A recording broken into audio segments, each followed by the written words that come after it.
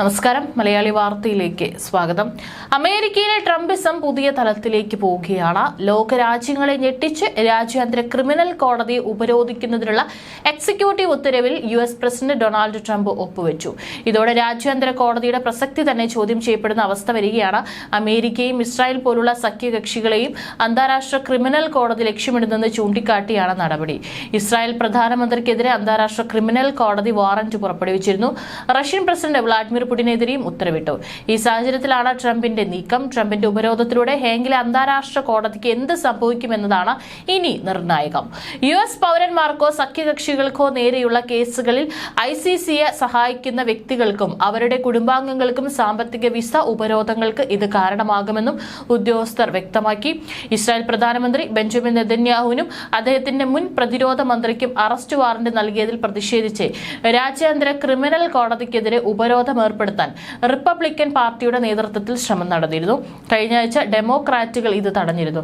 ഇതിന് പിന്നാലെയാണ് ട്രംപിന്റെ പുതിയ നീക്കം. ഇസ്രായേൽ പ്രധാനമന്ത്രി ബെഞ്ചമിൻ നെതന്യാഹുവിന് രാജ്യാന്തര ക്രിമിനൽ കോടതിയുടെ അറസ്റ്റ് വാറന്റ് പലവിധ ചർച്ചകൾ ഉയർത്തി.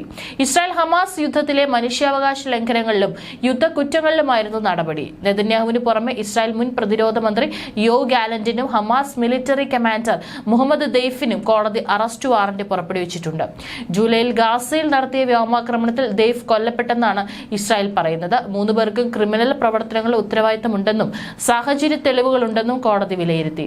ആരോപണങ്ങൾ ഇസ്രായേലും ഹമാസും നിഷേധിച്ചു.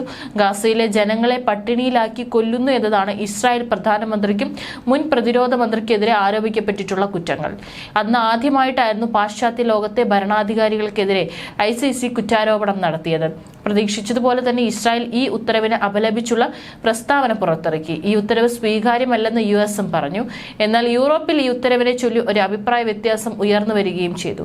ഹംഗറി, ഫ്രാൻസ് തുടങ്ങിയ ചില രാജ്യങ്ങൾ ഈ ഉത്തരവ് നടപ്പാക്കില്ലെന്ന് പ്രഖ്യാപിച്ചപ്പോൾ കാനഡ, ബെൽജിയം, അയർലൻഡ് തുടങ്ങിയ ചിലർ ഇത് നടപ്പാക്കുമെന്നും വ്യക്തമാക്കി.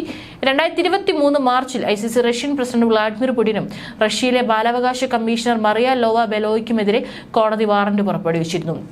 ഇതിനെ റഷ്യ അനുകൂലിക്കുന്ന രാജ്യങ്ങളും തള്ളിയിരുന്നു.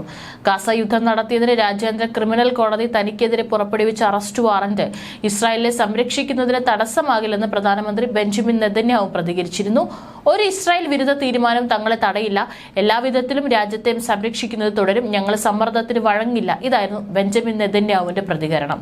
രാജ്യങ്ങളുടെ ചരിത്രത്തിലെ കറുത്ത ദിനമാണിത്. മനുഷ്യരാശിയെ സംരക്ഷിക്കാൻ ഹേഗിൽ സ്ഥാപിച്ച രാജ്യാന്തര ക്രിമിനൽ കോടതി ഇന്ന് മനുഷ്യരാശിയുടെ ശത്രുവായി മാറിയിരിക്കുന്നു.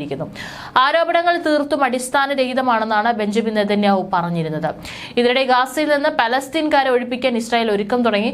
വ്യോമ, കടൽ മാർഗങ്ങളിലൂടെ പലസ്തീനികളെ ഒഴിപ്പിക്കാനുള്ള തയ്യാറെടുപ്പാണ് ഇസ്രായേൽ നടത്തുന്നത്.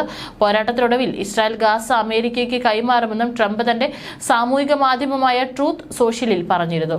ഗാസയുടെ പുനർനിർമ്മാണത്തിന് US സൈന്യത്തെ അയക്കേണ്ടി വരില്ലെന്നും ട്രംപ് വ്യക്തമാക്കിയിട്ടുണ്ട്.